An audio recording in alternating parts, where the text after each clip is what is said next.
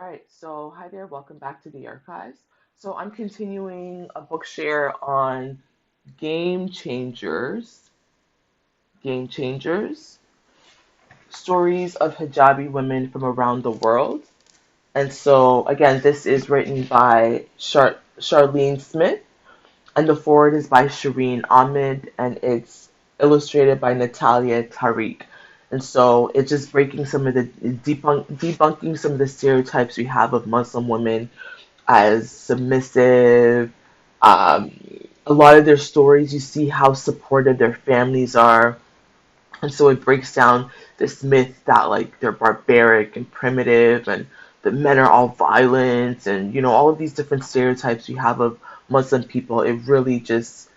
It just humanizes them, right? Because they are human. These are human beings. They just have a different religion than some of us. And so I wanted to continue going through the list of some of the athletes at the end of the book. Next year, as I go through more, as I feature more women, I'm going to share, I took down notes, so I'm going to share individually some of the athletes that are featured in this book. But at the end, it goes through a whole bunch more of hijabi women. Hijabi women are women who wear the hijab, right? They cover their hair, and they dress modestly, so they cover their bodies, their necks, their legs. And so a lot of these sports, like wrestling, for instance, wrestling at the national level, usually you have to wear a singlet, right? And I learned that they wear the singlet so the judges can see their legs and their elbows to see if they're locking it correctly, right? So a lot of these women had to appeal to say like, actually, you don't need to just see skin to make sure we're locking it correctly.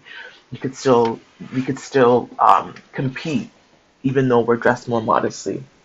So I'm going to continue with those that we've been learning about. There's Kubra Dagli, is a taekwondo world champion from Turkey. Turkey's capital is Ankara. Alongside her partner Emirhan Muran, they won a gold medal at the 2016 Taekwondo Championships. Like again, right? Hijabi women doing Taekwondo. That's phenomenal. I want to learn martial arts. I don't know if I will, but I think all women and girls should be learning.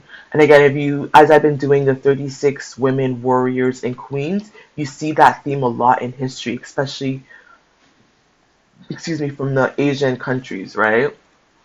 Uh, the Trunk sisters, they all learn martial arts. Um, Next, we have Manal Rostom is from Egypt. Egypt's capital is Cairo again.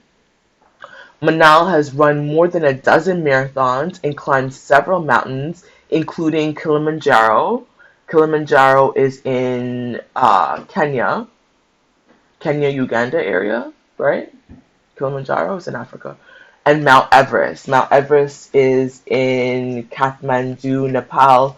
I just saw a video this week actually on climbers, and they were saying how please stop calling the people who go with them Sherpas, because Sherpas are the indigenous tribes of Nepal, and that's not the technical word, right? What you're looking for is like a servant, a maid. And so the video was talking about how a lot of the Sherpas, and they're not actually from different indigenous tribes, and how much they risk their own lives, they sacrifice their lives. More of them die than the actual climbers. I've also read about like the pollution, how polluted Mount Everest is, not just with like plastics and garbage, but like human dead bodies, because a lot of people die climbing Mount Everest. Not to be a downer, but this is a reality of climbing, right? No shade to Manel. She's a founder of the popular Facebook group Surviving Hijab and was instrumental in the development of Nike Hijab. There's Nagham Abu Samra, is a karate athlete in Palestine. Palestine's capital is what? Ramallah. Ramallah is Palestine's capital. She opened a club in Gaza. Incredible. And then every time I hear this, I'm like, oh, I hope she's still alive. Because unfortunately, a lot of people have died, have been killed, right? So Nagham Abu Samra is a Palestinian karate athlete. She opened a club in Gaza to teach girls karate. She dreamed of representing Palestine internationally and establishing a national women's karate club. Oh no, that just broke my heart. I just got, sorry. May she rest in peace. This is at age 24. Oh my god, that just made me so emotional. This is it. Like, ooh, it makes me so mad. Israel makes me so mad. Like, no one deserves. At 24, she was killed in an Israeli airstrike. See what I'm saying? Every time I read somebody's from Palestine, I'm like, I hope they're still alive. I hope they're still alive. They killed her. They killed her in an airstrike. She's a Palestinian karate athlete. Nesrine Daly made history as the first Hijabi Muay Thai athlete to compete in Thailand. Thailand's capital is Bangkok. She's also a coach and fitness instructor. Hold on, I just need a moment. There's so many people just been killed. It's just like, I hate the way this world is just so casual about death and loss. Oh, 100 people just died in an airstrike. Oh, the numbers are reaching 1,000. It's just, what is wrong with us? What is wrong with humans? And Zionists are just like, oh, they were terrorists. We deserve to kill them all. No, this is somebody's child. This isn't. Sorry, that really. 24 years old. Your life hasn't even gotten started at 24. Just like that, in an airstrike. You had nothing to do with it. Because of racism. Because of settler colonialism. Because somebody who's a European descendant decided that this land that you were born on is their land. They get to just shoot you. They get to just drop a bomb. Noor Ahmed was one of the top junior golfers in Northern California when she graduated from high school. She earned scholarships to the University of Nebraska and became one of the top performers on the golf course. So again, she's from the United States. Washington, D.C. is her capital. Noor Alexandria Abukaram was disqualified from a cross-country running meet in high school because she didn't have the proper waiver needed to run in her hijab. She helped write Senate Bill 288, which was passed in Ohio in 2020 and prohibits discriminatory policies in extracurricular activities. What's Ohio's capital? Columbus? Noor Phoenix Diana is a 2019 Malaysia Pro Wrestling WrestleCon champion and the world's first hijabi pro wrestler for Malaysia. Malaysia's Kuala Lumpur.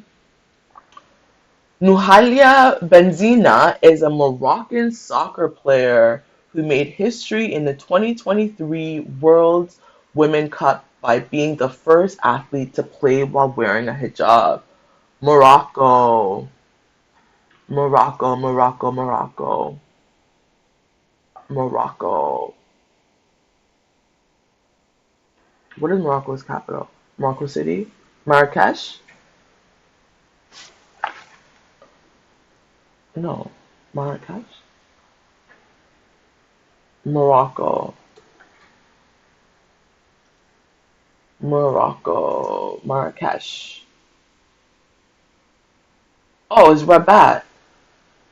Yeah, that one I didn't get. My bad. Rabat.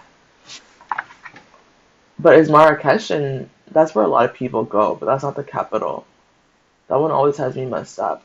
Rabat is Morocco's capital city. See, I don't know everything. Rumaysa Khan, yeah, is a Canadian soccer player. Woo woo. She's a goalkeeper for Pakistan's national football team. Oh, Pakistan, Pakistan. Islamabad? Is Pakistan's capital Islamabad?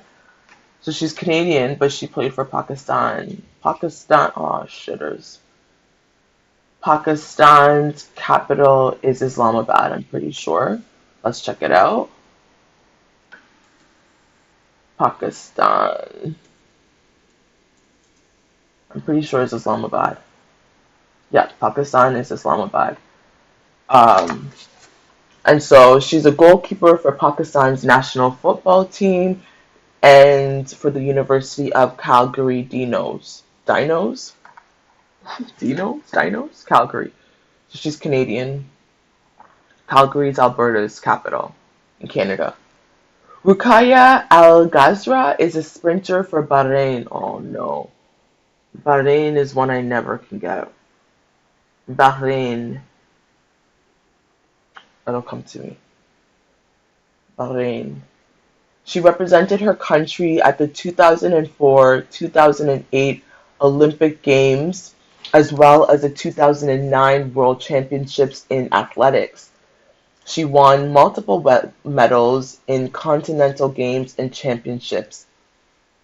Bahrain. Utal something is Mongolia. Bahrain. Bahrain. Oh god, my is so bad right now. Manama. Manama is Bahrain. What is Bahrain's flag? Is it the red one? I gotta work on my geography. Sorry, I'm getting distracted. Manama is Bahrain's capital. I don't even know if I'm saying it right. Safiya Al-Sayegh is the first rider from the United Arab Emirates, the UAE, to race in the Women's World Tour and the first Arab female professional cyclist. The UAE. Aren't they canceled right now for what's going on in Sudan? What is their capital? I want to say Doha, but Doha is Qatar. UAE. What's UAE's capital? Tina Rahimi was the first ever Muslim Australian boxer in the Commonwealth Games, where she won a bronze medal in 2022. Australia, Canberra.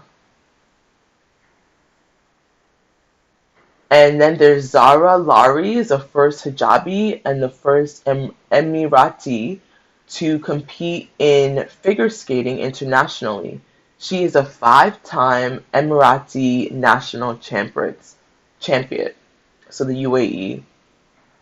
Zara Nemati became the first Iranian woman to win an Olympic or Paralympic gold medal at the Summer Paralympics in 2012. In 2016, she competed in archery in both the Olympics and the Paralympics in Rio de Janeiro, Brazil, where she served as Iran's flag bearer during the opening ceremony. Iran's capital is Tehran. Tehran, is that how you say it? And finally, there's Ziana Nassar, is a German boxer of Lebanese descent. What is Germany's capital? Germany. I was going to say Brussels, but that's Belgium. Germany is Berlin. Lebanon. I want to say Damascus. No, Syria is Damascus. Lebanon. What's Lebanon's capital? Lebanon. I can see the Lebanon's flag is a tree, right? Lebanon. Beirut. I cheated, I had to look that up. Lebanon's capital is Beirut. And so finally there's Ziana Nassar. She's a German boxer of Lebanese descent. She was instrumental in the International Boxing Association's decision to allow women to wear the hijab in international competitions. So these are some of the women, these are some of the hijabi women who have changed the world with their sport. And so at the end, it says, like, why do Muslim women wear the hijab if it leads to so many challenges? The command for Muslim women to wear the hijab comes from the Quran, which Muslims believe is the word of God. An important part of Islam is following the teachings of the Quran. And for women, this includes wearing the hijab. It talks about how men also have to cover from their belly button to their knees. Muslim women don't wear hijabs all the time. The hijab must be worn in the presence of men who are not close relations. So they don't have to, a Muslim woman or girl doesn't have to wear her hijab at home. She doesn't have to wear it in front of her father, her brothers, her husband, her sons, her uncles, her stepfathers, stepsons, father-in-laws, son-in-laws, anybody who's a close family relative. She doesn't have to wear her hijab in front of if she doesn't want to. Athletes are often competing in front of crowds of strangers, including men, which is why they wear their hijabs while competing. And so, yeah, this is at the end, it has a glossary. So it goes through some of the different words. If you, in case you need to make sense of what the different words are, it talks about what modest sportswear might look like, right? So that it's important that it's breathable, that it quickly dries, that it's comfortable and stretchy, that it's not too see-through, not too tight. And so, yeah, so these are some of the different athletes from around the world. So it says, oh, there's 13. It says meet 13 inspiring hijabi athletes. So as we go through in the next couple of weeks, I'm going to share all 13 the stories that I've learned. Many of these women are the first in their sport to play while wearing the hijab. Some overcame cultural expectations that discouraged girls from playing sports. Some fought to change institutional anti-hijab rules so they could compete no matter the sport. These game-changing athletes show the next generation of Muslim girls that they don't have to choose between their religion and following their dreams. So again, this is Game Changer. Really important book. So I'm glad I was able to read it. I finished it, and like I said, I'll be back to share more of the other 13. So I already went through a huge list, right? May all of those who have, I'm still thinking about the Palestinian Nagham Abu Samra. May she rest in peace. Okay, so this is Game Changers. Until next time.